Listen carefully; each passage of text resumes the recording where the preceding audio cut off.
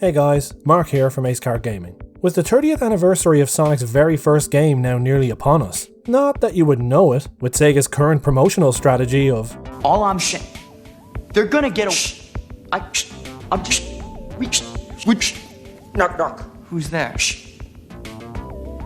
Look, let me tell you a little story about a man named Even before you start, that was a preemptive Just know I have a whole bag of with your name on it.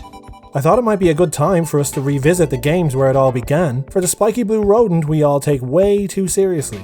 Who am I kidding? Like I need an excuse to return to the classics. These games are my jam, and what better place to start our revisits than with the original 1991 Sonic the Hedgehog on the Sega Mega Genesis drive.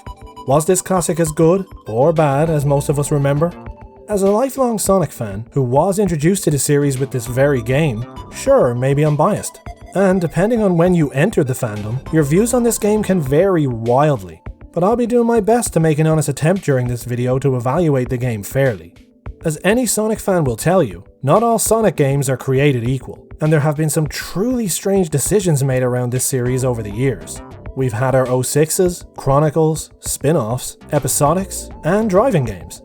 I love Japan. But with the benefit of hindsight, and nearly 30 years of Sonic games to draw comparisons with, it's important to remember that what came after, and in some cases before, can often have a serious impact on our views for any given game in a series, especially Sonic. But in this video, we're going to try and take an objective look at the game that started it all for Sonic, and as the channel motto goes, discuss the good and bad in this all-time classic. But just before we dive in, if you're new to the channel, or if you just haven't done so yet, please consider subscribing. I do deep dive analysis videos on Sonic games, like in this video, and from time to time other games too. I sometimes cover Sonic and gaming news, creating discussion pieces on interesting announcements and leaks that catch my eye. I also create deep dive analysis videos on Sonic characters and the series lore. So if any of this sounds interesting to you and you'd like to show your support, hit that subscribe button.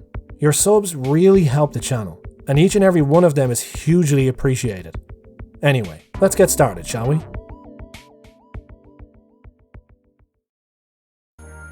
Love him or hate him, everyone knows who Sonic the Hedgehog is. But how did this spiky ball of attitude come to be? In 1990, Hayao Nakayama, the president of Sega Japan, rightly concluded that the company needed a flagship series featuring their own mascot in order to properly compete with Nintendo's Mario series. And with Nintendo Super Mario 3 quickly becoming the best-selling video game ever, Sega knew they needed to create their own mascot-based platformer to tap into this highly lucrative market and demonstrate the power of their 16-bit machine. An internal contest was held within Sega to determine this flagship game and the new company mascot, and once the concept of high-speed platforming was settled on, they then needed to create an iconic character to feature in the game. The co-creators of Sonic, Yuji Naka and Naoto Oshima, initially settled on the idea of a rabbit that could use its long ears to grab objects and interact with the environment. And while this idea was ultimately scrapped due to what was cited at the time as hardware limitations, it would later resurface in a completely different Sega game. But that's probably something for another video. A video you can watch later if you're so inclined. So that's nice. With the rabbit idea now scrapped, the theme of speed saw the designers move on to animals that could roll into a ball so as to better suit their proposed game mechanics. And with a blue hedgehog eventually being selected, Sonic was born. Naka and Oshima were then joined by Hirokazu Yasuhara, who was tasked with working on the now famous gameplay and level design for the game. As for the story, as loose as they were at the time, Sonic has one of those too. Sonic sets out to stop a villain known as Dr. Robotnik, a mad scientist hell-bent on enslaving the inhabitants of South Island by turning every living creature into robots known as badniks to carry out his bidding. Robotnik is on a mission to locate the Chaos Emeralds, mystical stones that are said to hold amazing power and rumored to be located somewhere on the island. Robotnik intends to use the Chaos Emeralds to power his array of machines and weapons, so that he can finally conquer the world once and for all. With his animal friends now missing, and the fate of the world hanging in the balance, it's now up to Sonic to free his trapped friends from their robot prisons and put an end to Robotnik's schemes. With the characters, stages, story, and music all completed, Sonic the Hedgehog released in the summer of '91 to critical acclaim. But as I mentioned earlier, with nearly 30 years of Sonic games since, and the benefit of hindsight in the games that followed, is the original Sonic the Hedgehog a good game? Only one way to find out.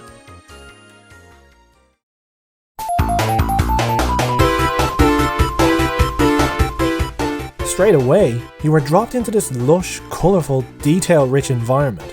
And that soundtrack. Is there any gamer who doesn't recognise the Green Hill theme? If there is, they know better than to admit it.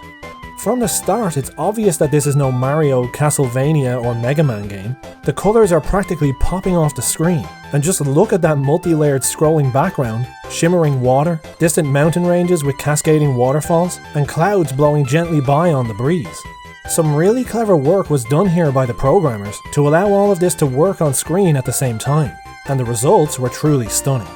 The SNES was still a couple of months away in the US and nearly a year in Europe, so these visuals had a perfect opportunity to stand out, and just blew everyone away in '91. Gone were the blocky worlds that required you to jump in order to gain elevation.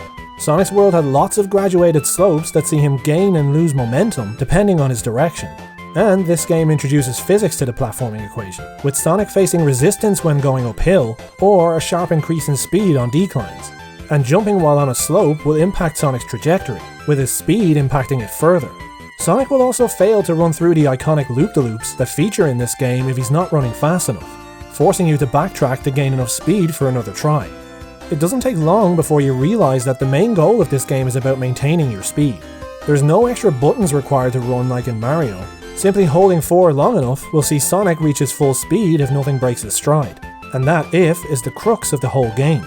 That smooth, seamless progression we all strive for is the reward the game gives the player for attaining the skill needed to maintain their speed, as they attempt to tackle the game's gauntlet of obstacles uninterrupted. From a standing start, all the hills, pits, spikes and slopes are a slog to navigate, but if you manage to keep Sonic's momentum and react quickly to obstacles, progress is rarely interrupted. The slopes and springs are just more tools the game provides to further aid with maintaining your speed, and to help reach top speed faster. And once you get comfortable with the fundamentals, you will find yourself utilizing these tools more and more, which is great game design, as these skills become pretty much mandatory later in the game. The take-home message here is that practice makes perfect. That is the golden rule of Sonic games, and his original outing is no exception. The control scheme in Sonic is probably the simplest control scheme of any console game I can think of from that time. The game is entirely controllable with just a D-pad and a single action button. A, B and C all make Sonic jump, and apart from that, you just have to decide where he goes. Pressing down while Sonic is running will cause him to curl into a ball and gather speed at a much higher rate. And as the bread and butter of the game, the usefulness of Sonic's spin attack is simply beyond compare. In this state, Sonic can reach his full speed, and it's also extremely useful for taking out any off-screen enemies that lie in your path while you move at these speeds. Enemies in this game take the form of robots called badniks. You know, those robots that belong to Dr. Robotnik and use your captive friends as organic batteries? Yeah, those guys. The badnik designs are adapted to each zone, with Green Hill playing host to robot bugs, wasps, piranhas, crabs, and chameleons. And as this is the first stage in the game, they likely won't pose much of a danger to you. Make sure you're in a ball as you hit them, avoiding any projectiles, and you're all good. The ring system introduced in Sonic that acted as the game's health mechanic was a very interesting change from the norm back in '91.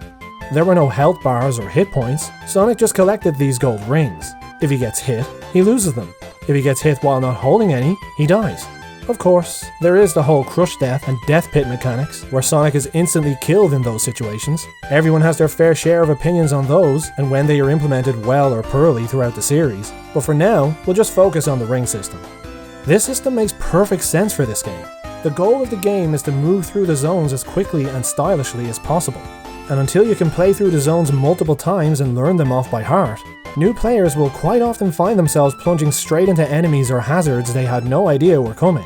An experienced player knows they're coming, or can at least anticipate them based on the level design. This system balances the experienced player versus a newcomer extremely well, as new players can theoretically have as many hits as they need to complete the act or defeat the boss, provided they can hold on to at least one ring, while experienced players can use their skill to collect and hold on to as many rings as possible. Every 100 rings grants an extra life, and each ring adds to the total score at the end of the act. The ring system does a fantastic job of balancing accessibility to new players against that feeling of accomplishment skill players get, and I believe it's that wide-reaching appeal that made Sonic so popular in the first place. Come one, come all, and you too can become a pro in no time. Green Hill is effectively a 3-act set of training wheels, designed to teach the player the fundamentals of the game. While speed is always encouraged, The player is rewarded further should they take the time to explore the zones vertically. If you are skilled enough to reach and remain on the higher path, quite often you will find more rings, extra lives, power-ups, and most importantly, a quicker route through the act. The badniks in Green Hill are pretty tame compared to their brethren later in the game, but their purpose is simply to remind you to be on the lookout for them. Green Hill features lots of slopes, pitfalls, spikes, and badniks designed to teach you that when navigating this world, careful speed is rewarded with smooth progression, and being overly cautious, slowing down, or stopping is generally punished by forcing you to waste your time gaining momentum again in order to progress. Boldness and caution need to be balanced, as the game throws obstacles like these breakable walls at you, where if you don't roll in time, you are forced to backtrack in order to gain enough speed to break through successfully, or spend time taking a detour over the top. This random red spring is another teaching moment placed right in your path, and will shoot you backwards at speed if you run blindly into it. If you quickly jump over it, you avoid this time being wasted. But this spring serves as a friendly warning to the player. If you rush through without anticipating what lies ahead, you will be punished. And believe me, in later zones, it won't just be a spring you run into. Every zone in this game is comprised of 3 acts, with the third featuring the boss for that zone. The boss is always Robotnik, and in each zone he uses different machines and weapons in an attempt to end his little blue nemesis. In Green Hill, it's a fairly easy introductory fight, requiring only some well-timed jumps to send Robotnik and his wrecking ball on their way.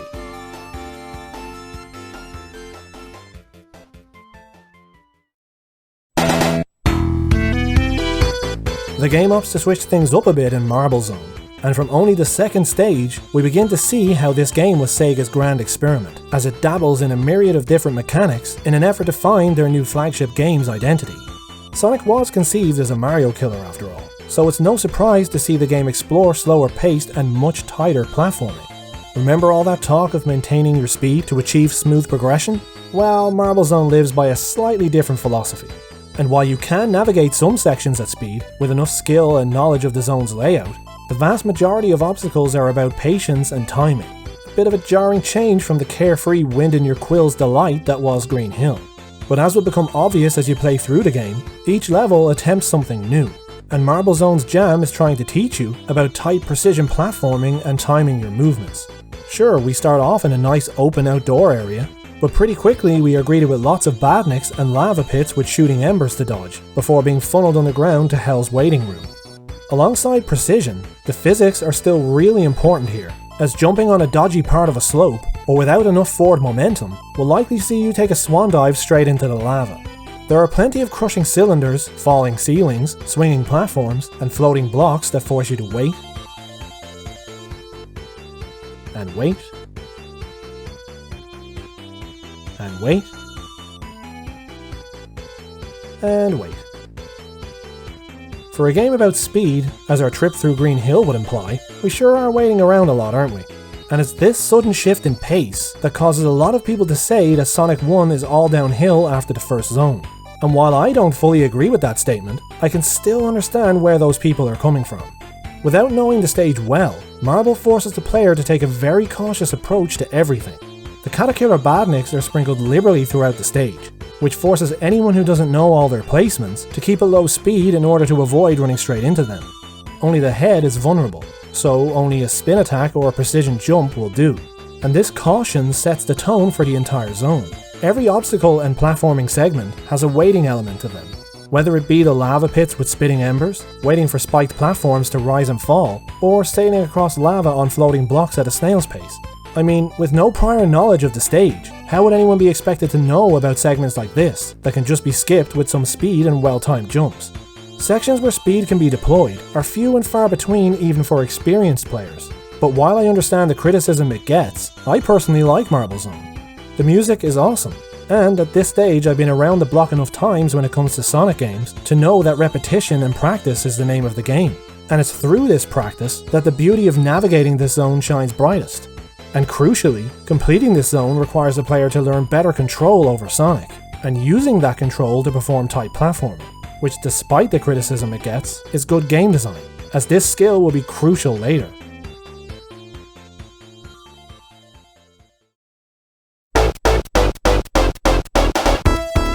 At first glance, Springyard Zone seems to mark a return to more Green Hill-like gameplay. Speed makes a return, with giant half-pipes Sonic can use to gain huge momentum and reach higher ground. There are also plenty of steep hills Sonic can run or roll down at top speed, but that doesn't necessarily mean you should, as unsuspecting or careless players will find themselves running face first into giant spike balls, badniks, or a host of other traps. Vertical exploration is once again encouraged, with multiple paths available to get through the act, each offering different rewards and challenges. Springyard also introduces these circular pinball-styled mushroom bumpers to the series for the first time, as they both help and hinder the player by bouncing Sonic around throughout the stage. On balance, things are going pretty well in Springyard. We have more speedy sections to enjoy, and while we have to be more careful with obstacles than in Green Hill, there is still a lot more opportunity to cut loose and ramp up the speed. But the biggest stain on an otherwise decent zone is the inclusion of these moving block sections, where Sonic has to navigate up or down, avoiding being crushed while dodging projectiles from badniks. I'm just not really sure why they were included at all, and sure, they can often be avoided by taking alternate paths, but there are still times in my experience where there is no way around them, slowing the tempo right down and forcing you to deal with the sometimes dodgy crush mechanics. Beyond that, I can't see any real purpose for them. They'd be fine as a punishment on the lower path or something, but not quite so often and never mandatory. And it doesn't help that these sections are in every act of the zone. But again, I guess what this all boils down to is the devs' experimentation with this game, trying to establish and solidify the Sonic formula in its very first game. And it probably doesn't help with the benefit of hindsight that the fundamental idea for this zone was implemented far better in Sonic 2's Casino Night Zone. But I think that even if just seen as a building block for what came next, Springyard definitely deserves its due credit despite its flaws.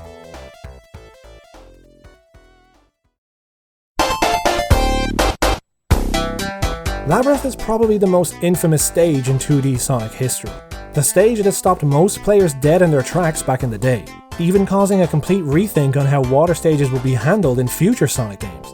Gone are all the slopes, hills and half-pipes of Green Hill and Springyard. Now the player has to jump at every point they want to gain elevation, as this whole zone is a wet, blocky labyrinth of sadness and depression, despite the awesome soundtrack. Labyrinth requires the player to take all the tight platforming skills they learned in Marble and apply them in this zone. Oh, but now you have to do it underwater. The vast majority of the stage sees Sonic submerged underwater, which I'm fully convinced is actually the sweat and tears of the players who came and failed before you.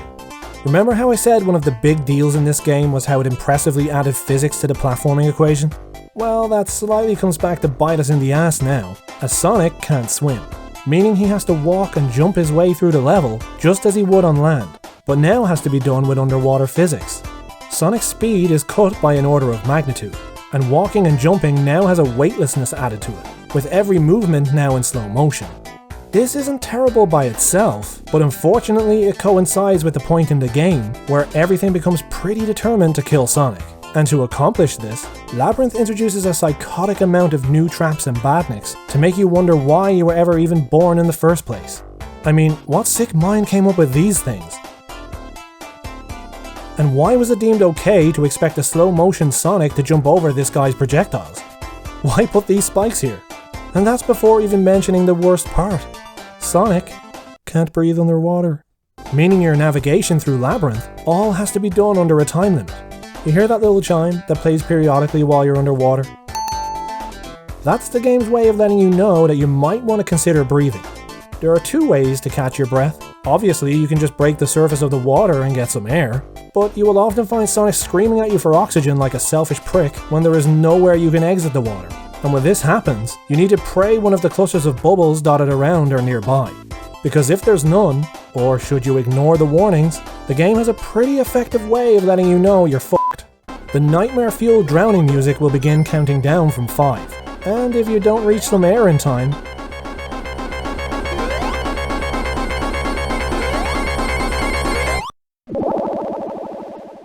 that music will haunt your dreams, and I'm willing to bet that even hearing it just now probably got your heart going a little faster. The game asks a lot of you in Labyrinth, expecting that you've mastered all the skills you acquired in the previous zones, and that you can now apply them here to perform tight, time-based platforming in an underwater environment, with new physics, traps and badniks, all while simultaneously managing your air supply. It wasn't uncommon in the 16-bit era for people to own games they've never finished. There was no save feature, and developers often artificially inflated a game's lifespan by making them really difficult, just to make sure that their game wasn't easily completed during a rental. I know many people whose playthrough of this game never went any further than Labyrinth. But if you were one of the determined few who managed successfully navigating the 3 acts of this damp nightmare and succeeded in chasing Robotnik up this lethal gauntlet, congratulations, you're in the top 1%. Nah, I don't really know what the percentage is. Made you feel special though, huh? I can't believe they were initially going to have this as the second stage. Evil.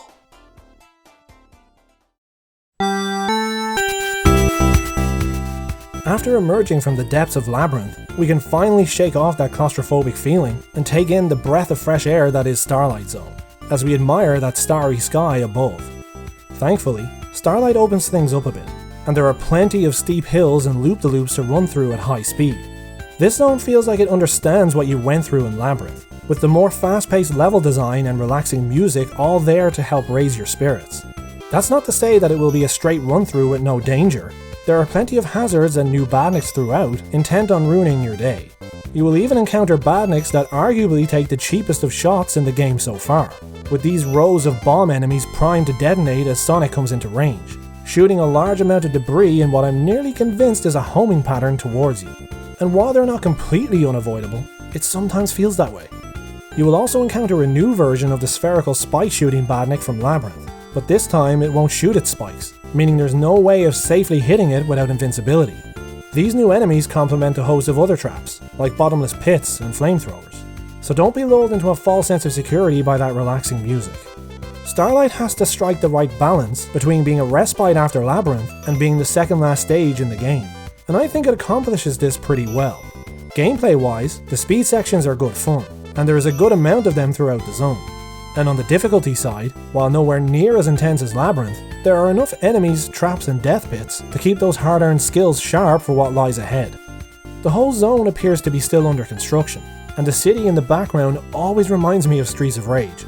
The locations have been steadily getting more urban as we make our way through the game, but even as we navigate this city of skyscrapers, nothing could prepare us for what comes next. And once Robotnik is beaten for the penultimate time with a combination of bombs and seesaws, or teeter-totters, whatever floats your boat, we press on to his main base of operations.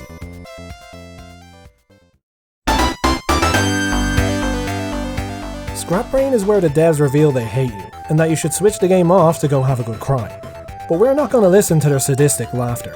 We've made it to Robotnik's main base of operations, and it's time to shut it down for good. Don't let the awesome music fool you. Scrapbrain takes everything that came before it, dopes it up on steroids, dials it up to 11, and sends it off with a packed lunch and kiss on the cheek to go kill your ass. Gone are the nice open skies, lush green scenery, and any hope of your survival. It's time to tackle Robotnik's smog-filled, polluted industrial complex and find your way into his inner lair. Scrapbrain, by virtue of how dangerous it is another pace breaker. And while there are some pipes to roll down and straight running sections, they are littered from start to finish with lethal hazards and badniks. Pretty much everything you see is trying to kill you, and the name of the game here is to carefully make your way through, while always holding on to at least one ring. Your platforming skills will be put to the test once again, with pipes that shoot flames, Tesla coils shooting electricity, trap doors, and rotating platforms hovering over bottomless death pits. Act 2 sees Sonic find a way inside Robotnik's base, which includes all the hazards from Act 1 alongside some cool new physics-based platforming gimmicks. If you ever had any doubt that Scrapbrain's sole purpose is to kill Sonic and torture the player, just check out this section. It's a dark, dark mind that gives birth to something like that. And of course, with enough time and practice, it's possible to do flawlessly.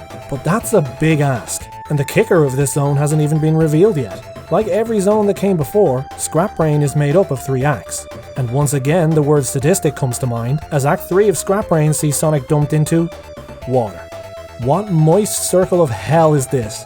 As if Labyrinth wasn't bad enough already, here you are at the final section before the last boss, and they're trying to drown you again. But thankfully, this section isn't quite as long as a full act of Labyrinth, and with perseverance, you should reach the spring that will send you to the final boss. Like pretty much every boss that came before, the final boss is pretty easy and unremarkable. The only real difference here is that you have to take Robotnik on with no rings, meaning one mistake and you're done. But once you learn the patterns and manage dodging the crushing pistons and electrical orbs, this boss is pretty easy. With his machine and base destroyed, Robotnik starts what will soon become a tradition of consistently outrunning Sonic on foot, quickly making his getaway.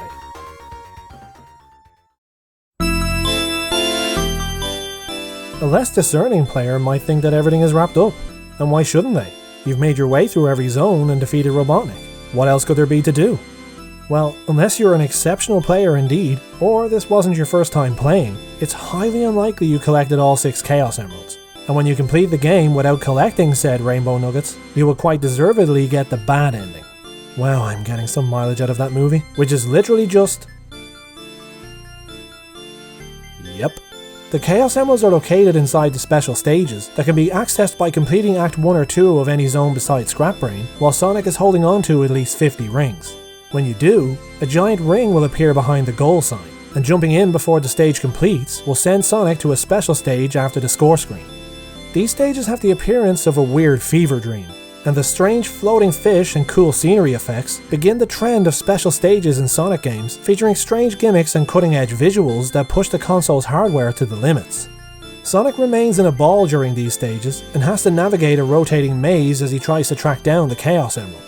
He can jump when in contact with the sides, or bounce off of bumpers, with some sections of the wall changing the direction of the stage's rotation when Sonic touches them. The goal is to use this combination of possible movements while avoiding the gold tiles that boot you from the stage, and safely move through the maze and find the Chaos Emerald. These special stages aren't my favourite in the series by a long shot, as even when you learn the layouts, there are still a lot of inconsistencies in the physics that result in things becoming slightly luck-based. But if you want to get the good ending, you will need to persevere and master these stages in order to collect all 6 emeralds before reaching Scrapbrain. Achieving this means that instead of seeing Robotnik taunting you at the end, he will instead be doing this. Now that's a good ending.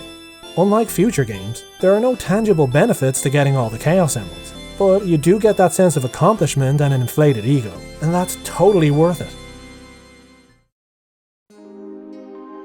The original Sonic the Hedgehog will always be a funny one to me. It's been released and re-released so many times now, often with quality of life and usability upgrades, that I think a lot of people's first experiences with this game vary greatly. Spin dash or no spin dash, speed cap or no speed cap, 4x3 or widescreen, to name only a few. And these things do make a huge difference to the overall game. So when people ask me my opinions on this game, or when they offer their own, I always start by asking which Sonic won. But for the sake of respecting the original vision and honouring the actual 30-year-old classic, I always tend to try and stick to the 1991 original. And that's exactly what I've done for this video. And while I feel a lot of the criticisms levelled at this game are accurate, jarring breaks in momentum, pace-breaking stages, dodgy spikes, wildly varied difficulty spikes, or the whole of Labyrinth, these are all genuine issues with the game. But if I'm honest, they may not all be fair.